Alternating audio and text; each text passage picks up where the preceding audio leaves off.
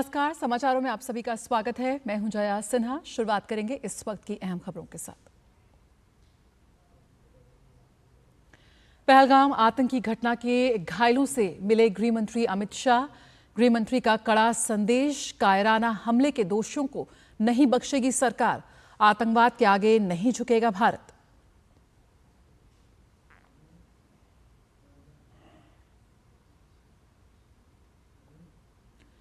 दिल्ली पहुंचा नौसेना लेफ्टिनेंट विनय नरवाल का पार्थिव शरीर। सीएम रेखा गुप्ता ने दी श्रद्धांजलि। योगी आदित्यनाथ ने भी कानपुर के शुभम द्विवेदी के परिजनों को दी सांत्वना।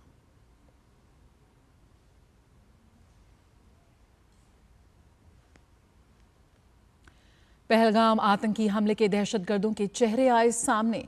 सुरक्षा एजेंसियों ने घटना में शामिल 3 आतंकियों के स्केच किए तैयार। जम्मू कश्मीर मुख्यमंत्री कार्यालय ने की अनुग्रह राशि की घोषणा।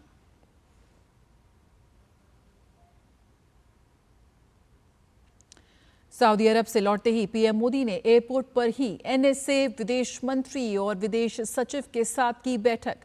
हमले के चलते पीएम ने कानपुर दौरा भी किया रद्द। रक्षा मंत्री राजनाथ सिंह ने भी स्थिति पर सेना प्रमुखों के साथ की बैठक।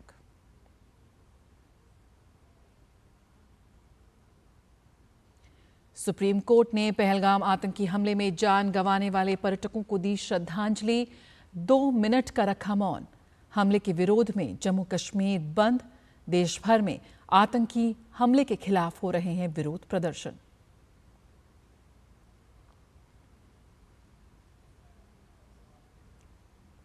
पहलगाम हमले में मारे गए लेफ्टिनेंट विनय नरवाल का पार्थिव शरीर श्रीनगर एयरपोर्ट से नई दिल्ली हवाई अड्डे पर लाया गया। इस दौरान परिजनों के अलावा दिल्ली की मुख्यमंत्री रेखा गुप्ता की भी हवाई अड्डे पर मौजूद थी। मुख्यमंत्री ने विनय नरवाल को श्रद्धांजलि अर्पित की। पार्थिव शरीर लेने पहुंचे विनय नरवाल के पिता और बहन की हालत देख वहां मौजूद सभी लोग भावुक हो गए। विनय नरवाल की मौत के बाद परिवार में मातम छा गया।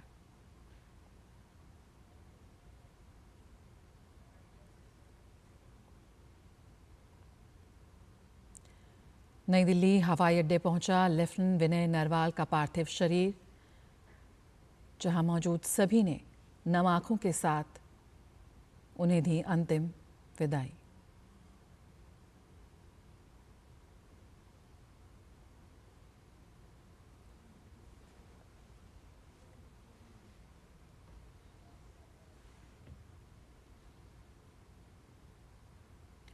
इस बीच केंद्रीय गृह मंत्री अमित शाह ने अनंतनाग में पहलगाम आतंकी हमले में घायल हुए लोगों से अस्पताल जाकर मुलाकात की। इस दौरान उन्होंने घायलों और उनके परिजनों से बातचीत की और उनका हालचाल जाना। अमित शाह ने साथ ही घायलों के जल्द से जल्द स्वस्थ होने की कामना की।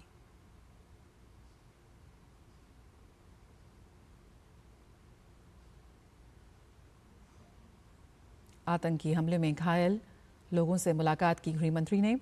इससे पहले केंद्रीय गृह मंत्री अमित शाह घटनास्थल बैसरन मैदान पहुंचे। केंद्रीय गृह मंत्री ने घटनास्थल का दौरा किया और हालात का जायजा लिया। इस दौरान उन्होंने अधिकारियों को सुरक्षा से संबंधित विशेष निर्देश भी दिए। गौरतलब है कि कल पहलगाम में आतंकियों ने पर्यटकों को निशाना बनाया, जिसमें 26 लोगों की मौत हुई।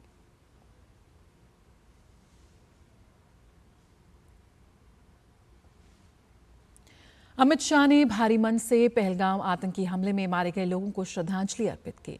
वहीं सोशल मीडिया के जरिए कड़ा संदेश देते हुए गृहमंत्री ने लिखा कि भारत आतंक के आगे नहीं झुकेगा और इस कायराना आतंकी हमले के दोषियों को बख्शा नहीं जाएगा।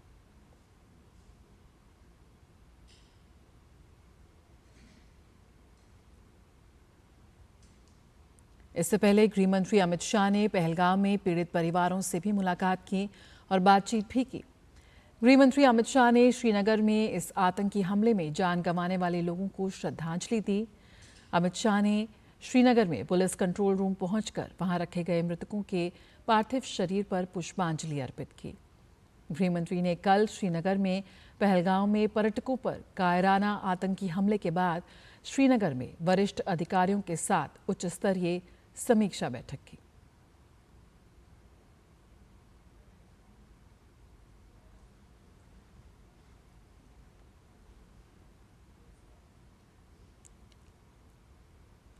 पहलगाम में हुए आतंकी हमले से आहत प्रधानमंत्री नरेंद्र मोदी सऊदी अरब दौरा रद्द कर तुरंत भारत लौटे। दिल्ली पहुंचते ही एयरपोर्ट पर उन्होंने आपात बैठक बुलाई।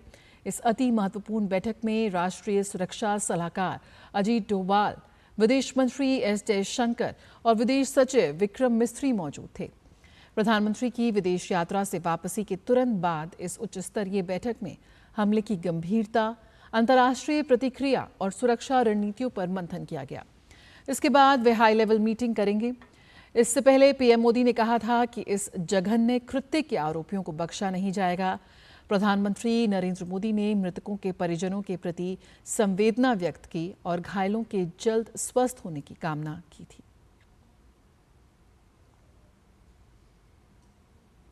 जम्मू कश्मीर के पहलगाम में हुए आतंकी हमले की दुखद घटना के मद्देनजर प्रधानमंत्री नरेंद्र मोदी ने गुरुवार को अपने प्रस्तावित कानपुर दौरे को रद्द कर दिया है।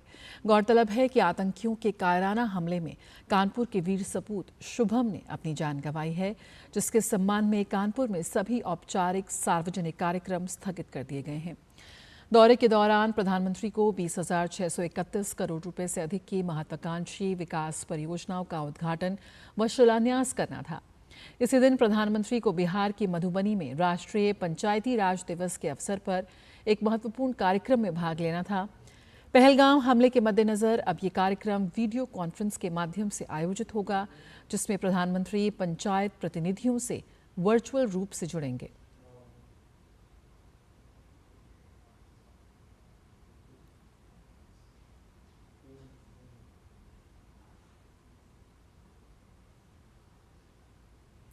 तो पीएम का कानपुर दौरा हुआ रद्द।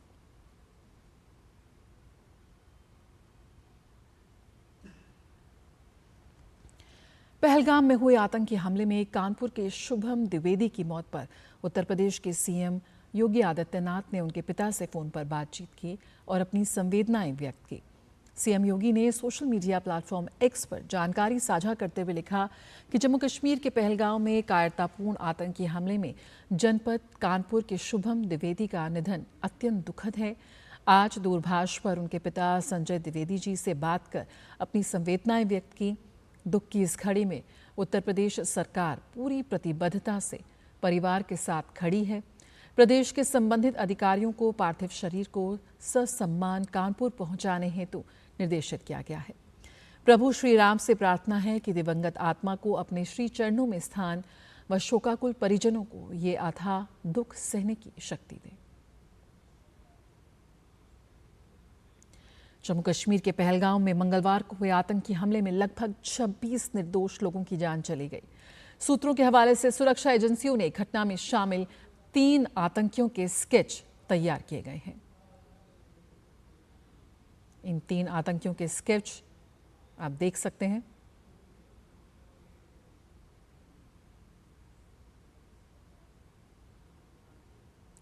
जम्मू कश्मीर मुख्यमंत्री कार्यालय ने पहलगाम आतंकी हमले में मृतकों के परिजनों को 10-10 लाख रुपए अनुग्रह राशि देने की घोषणा की है। इसके अलावा गंभीर रूप से घायलों को 2 लाख रुपए और मामूली रूप से घायलों को 1 लाख रुपए की अनुग्रह राशि देने की घोषणा की है। साथ ही पीड़ितों को उनके घरों तक भेजने के लिए सभी व्यवस्थाएं की गई हैं, जबकि घायलों को सर्वोत्तम चिकित्सा सेवा प्रदान की जा रही है।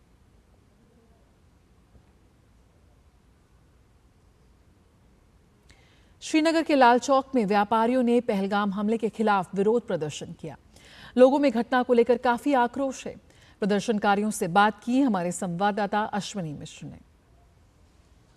आप देख सकते हैं ये ऐतिहासिक है लाल चौक पे, ये ऐतिहासिक है लाल चौक पे। इस तरीके से ट्रेडर्स एसोसिएशन ने पूरा का पूरा ये जुलूस निकाला है, जिनके हाथ में आप देख सकते हैं कि क्लियर तरीके से लिखा हुआ है स्टॉप इनोसेंट किलिंग।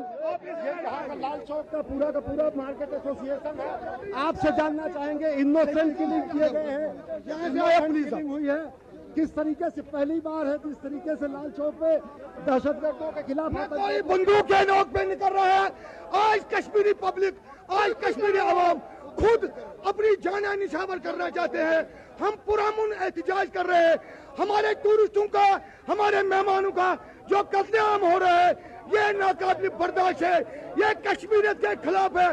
वो कश्मीरी के दुश्मन भी है और पूरे इंसानियत के दुश्मन है। देखिए किस तरीके से यहाँ पर जो ये ऐतिहासिक है, मैं ये कहूंगा ये पहली बार ऐसा है कि जब लाल चौक पर इतना बड़ा हुजूम उमड़ा हुआ है, लाल चौक पर इतना बड़ा एहतजाज किया जा रहा है, इतना बड़ा प्रदर्शन हुआ है, इतना बड़ा विरोध प्रदर्शन हुआ है। निश्चित तौर से ये आप देख सकते हैं कि हिंदुस्तान के पूरे आवाम के लिए और कश्मीर की आवाम के लिए एक बेहद सकारात्मक।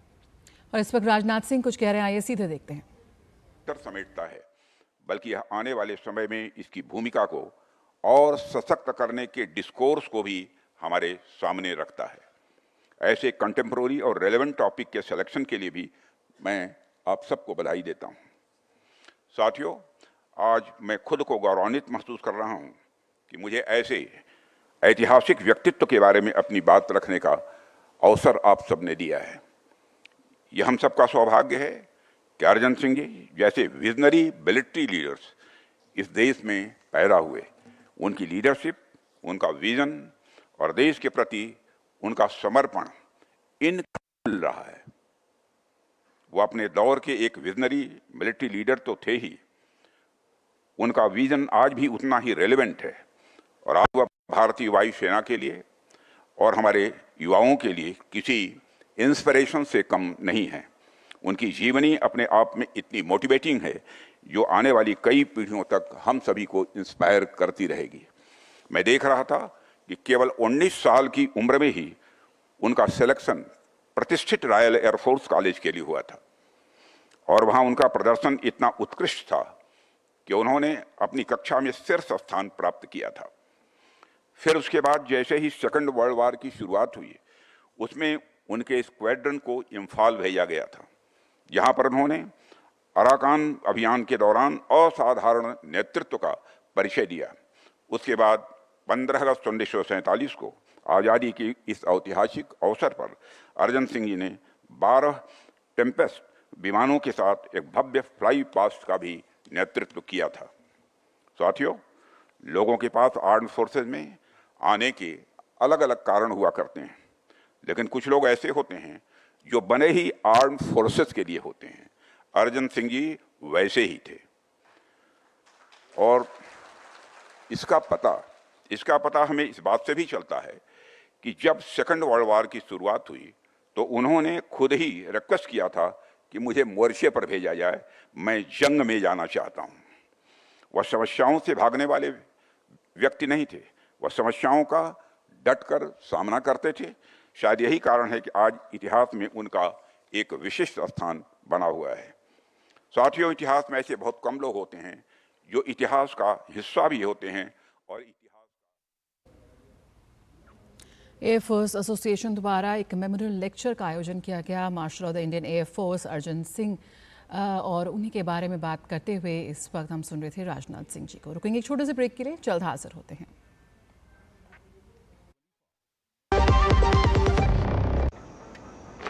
पापा, फीस ज्यादा है। बेटा, याद है बोनस के कुछ पैसे हमने दूसरे खाते में रखे थे? 2 साल से खाते में कोई लेन देन नहीं हुआ है, शायद इनऑपरेटिव हो गया होगा। तो अब बैंक जाके या वीडियो केवाईसी से केवाईसी अपडेट कराओ, खाता होगा एक्टिव, एकदम फ्री। चलो। कहाँ? एडमिशन कराने। खाता हुआ एक्टिव। आरबीआई कहता है जानकार बनिए, सतर्क रहिए। मेरी पसंद, मेरी पसंद, मेरी पसंद, मेरी पसंद, हमारी पसंद, हम सबकी पसंद। मजबूत देश का मजबूत सरिया हो गया स्टील। जो लक्ष्य चुना था समझ आने लगा है। जीएलए यूनिवर्सिटी, उच्च लक्ष्य की निश्चित प्राप्ति। पहलगाम में हुए आतंकी हमले में मध्य प्रदेश के अलीराजपुर जिला मुख्यालय पर पदस्थ LIC के ब्रांच मैनेजर सुशील कुमार नथलिया की भी मौत हो गई है। इस दौरान उनकी बेटी आकांक्षा को भी पैर में गोली लगी है, जिसका उपचार जारी है। इस दुखद घटना के बाद परिवार का रो रो कर बुरा हाल है। परिवार ने आतंकवादियों के खिलाफ कड़ी से कड़ी कार्रवाई की मांग की है। रात 10 बजे मेरे छोटे भतीजे के द्वारा सूचना मिली कि बुआ गोल्डी का फ़ोन आया है और उसने बताया है कि पापा नहीं रहे और आतंकवादी हमले में वो मारे गए हैं। उनके साथ उनकी पत्नी, बेटा और बेटी थी। भगदड़ हुई, उसमें बेटी का पैर फ्रैक्चर हो गया। तो मातम बिसरा है परिवारजनों के बीच। कश्मीर घाटी के पहलगाम में हुए आतंकी हमले के दौरान रायपुर के समता कॉलोनी के रहने वाले स्टील कारोबारी दिनेश मिरानिया की गोली मारकर हत्या कर दी गई। दिनेश मिरानिया के रिश्तेदारों ने बताया कि वह अपनी पत्नी और बेटे के साथ गर्मी की छुट्टी मनाने के लिए गए थे। वहां आतंकियों ने दिनेश को गोली मार दी। दिनेश के परिजन घटना से गहरे सदमे में हैं। उनसे बात की संवाददाता सुमेश पटेल ने। जम्मू कश्मीर में आतंकी हमला हुआ है। इस वक्त हम दिनेश मिरानिया के परिवार में उनके चाचा जी से बातचीत करेंगे, जो सीताराम है, कि क्या हुआ था। सर, क्या जानकारी मिली थी आपको घटना की? क्या हुआ? हमको कल 6 बजे रायपुर से दिनेश मिरानिया बोल के फोटो आया, उनका फोटो आया। तो वहाँ पे जो आईडी कार्ड से उन लोगों को जो मतलब किया था, उनका आईडी कार्ड पूछ के ही आतंकवादियों ने उन पे हमला किया। मतलब क्या करते थे, किस चीज़ का कारोबार था? ये बिजनेस, यहाँ रायपुर में बिजनेस है उनका। ये मकान है, समता आर्केड में ऑफिस है, नीचे में बिजनेस करते हैं सर। कितने लोग यहाँ से गए थे जम्मू कश्मीर? यहाँ से तो 4 ही जन गए थे सर। दिनेश मिरानिया जी के जीजा जी भी हैं, उनसे भी बातचीत करेंगे कि क्या हुआ था और उनको क्या जानकारी मिली थी। सर, क्या हुआ था, क्या जानकारी मिली थी आपको? भाई, सबसे पहले तो मेरा बेटे का फ़ोन आया मेरे पास कि ऐसा ऐसा न्यूज़ आपको भेजा हूँ, देखो। फिर मैं देखा और फिर मैं उसके बारे में और इंक्वायरी किया तो पता चला गोली लगी है। लेकिन गोली लगी है, इलाज चल रही है। इलाज चल रही है बोलने से एक तसल्ली था, लेकिन कहाँ इलाज चल रही है ये पता ही नहीं चल पा रहा था। ये थे दिनेश मिरानिया के परिवार जो डीडी न्यूज़ से बात कर रहे थे। अपने सहयोगी काशी के साथ सोमेश पटेल, डीडी न्यूज़, रायपुर, छत्तीसगढ़। दुनिया भर से इस आतंकी हमले को लेकर कड़ी प्रतिक्रियाएं सामने आ रही हैं। अमेरिकी राष्ट्रपति डोनाल्ड ट्रंप ने प्रधानमंत्री मोदी को फ़ोन किया और जम्मू कश्मीर में हुए आतंकी हमले में निर्दोष लोगों की मौत पर अपनी गहरी संवेदना व्यक्त की। राष्ट्रपति ट्रंप ने आतंकी हमले की कड़ी निंदा की और इस जघन्य हमले के दोषियों को न्याय के दायरे में लाने के लिए भारत को पूरा समर्थन दिया। साथ ही उन्होंने कहा कि भारत और अमेरिका आतंकवाद के खिलाफ लड़ाई में एक साथ खड़े हैं। प्रधानमंत्री मोदी ने राष्ट्रपति ट्रंप को समर्थन देने के लिए धन्यवाद दिया और कहा कि भारत इस कायरतापूर्ण और जघन्य आतंकवादी हमले के अपराधियों और समर्थकों को न्याय के दायरे में लाने के लिए दृढ़ संकल्प है। फ्रांस के राष्ट्रपति इमैनुअल मैक्रों ने जम्मू कश्मीर आतंकी हमले के पीड़ितों के प्रति संवेदना व्यक्त करते हुए इसे जघन्य हमला बताया। उन्होंने एक्स पर लिखा, भारत पर एक जघन्य आतंकवादी हमला हुआ है जिसमें कई महिलाओं और पुरुषों की जान चली गई। हम पीड़ित परिवारों के गहरे दुख में साझेदार हैं। मैं उन्हें अपनी हार्दिक संवेदनाएं प्रकट करता हूं।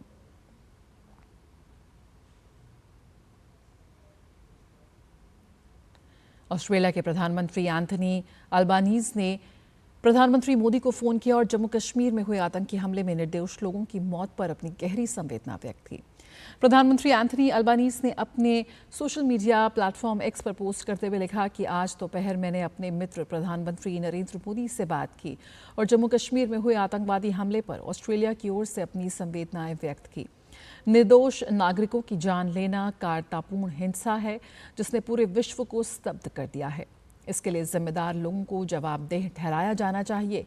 ऑस्ट्रेलिया और भारत बहुत अच्छे मित्र हैं और हम इस कठिन समय में भारत के साथ खड़े हैं। नेपाल के प्रधानमंत्री केपी शर्मा ओली ने पहलगाम आतंकवादी हमले को लेकर पीएम मोदी से बात की। उन्होंने एक्स पर लिखा कि प्रधानमंत्री नरेंद्र मोदी जी से बातचीत कर पहलगाम आतंकवादी हमले में हुई जनहानि पर अपनी गहरी संवेदनाएं प्रकट की। ऐसी जघन्य कृत्यों के विरुद्ध नेपाल की भारत के साथ अटूट एकजुटता दोहराई।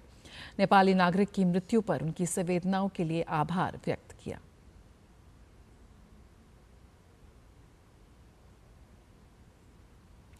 रक्षा मंत्री राजनाथ सिंह ने पहलगाम हमले को लेकर कड़ा बयान दिया है। रक्षा मंत्री ने कहा कि इस कायरतापूर्ण घटना का करारा जवाब दिया जाएगा। उन्होंने कहा कि आतंकवाद के खिलाफ अपनी जीरो टॉलरेंस की नीति पर कायम है। सबसे पहले मैं उन सभी के प्रति अपनी गहरी संवेदना व्यक्त करता हूं जिन्होंने अपने प्रियजनों को खोया है। इस दुखद समय में दिवंगत आत्माओं की शांति के लिए मैं परमात्मा से प्रार्थना करता हूं। यहां मैं भारत के दृढ़ संकल्प को दोहराना चाहूंगा कि टेररिज्म के खिलाफ हमारी जीरो टॉलरेंस की पॉलिसी है। भारत का एक एक नागरिक इस कायरतापूर्ण हरकत के खिलाफ एकजुट है। मैं इस मंच से देशवासियों को आश्वस्त करता हूं, घटना के मद्देनजर भारत सरकार वो हर कदम उठाएगी जो जरूरी और उपयुक्त होगा। खबरों का सिलसिला जारी रहेगा, लेकिन फिलहाल इस बुलेटिन में इतना ही। नमस्कार।